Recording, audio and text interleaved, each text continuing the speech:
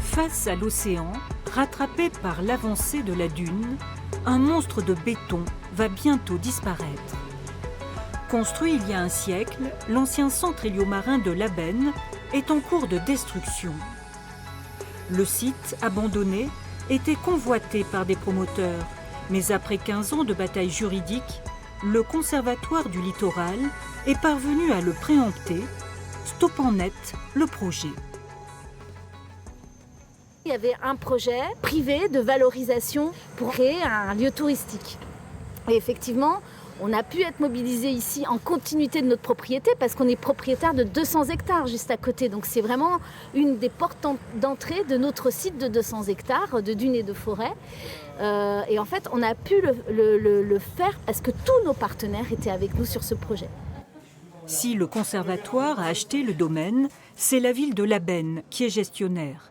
Le chantier est énorme, pas moins de 7000 m² de bâtiments, dont certains amiantés, doivent être démolis. On a choisi ici d'avoir un traitement le plus écologique possible et le plus ambitieux possible sur les matériaux qui sont retirés de ces bâtiments pour les recycler. Alors l'amianté recyclé, mais aussi tout le reste des matériaux sont recyclés. Il y a vraiment une volonté de produire le moins de déchets possible à la sortie. Autre enjeu de ces travaux d'envergure, la protection du patrimoine naturel environnant. Les fleurs spécifiques à la dune ont fait l'objet de toutes les précautions. Elles ont été changées de place et mises en dehors de la zone de chantier. Il y a des graines aussi qui ont été récoltées de façon à les ressemer une fois le chantier terminé. Il s'agit de l'épervière laineuse. On voit qu'elle a un duvet sur les feuilles qui la protège de l'impact du sable et de la salinité. Donc elle est complètement adaptée au milieu dunaire. Le signe de la victoire de la nature dans un espace de reconquête.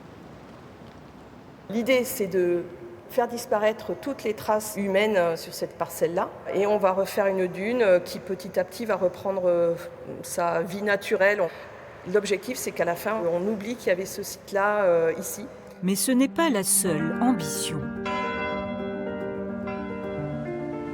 Un peu plus loin, la chapelle du centre héliomarin a été au contraire sauvegardée, sentinelle solitaire parmi les dunes. La chapelle Sainte-Thérèse est devenue l'emblème d'une création paysagère centenaire, gardienne d'une histoire à conserver. L'esprit de ce site, c'est la chapelle. Donc les gens, quand ils se retrouvent ici face à ce bâtiment, ils sont un peu émerveillés. Et donc ça rejoint un peu le souhait du conservatoire d'apporter aussi aux visiteurs de ces sites une forme d'émerveillement. D'ici quelque temps, un chemin de découverte mènera les promeneurs jusqu'à ce joyau. Cette petite chapelle veillant sur un royaume de sable, désormais préservé de toute construction humaine.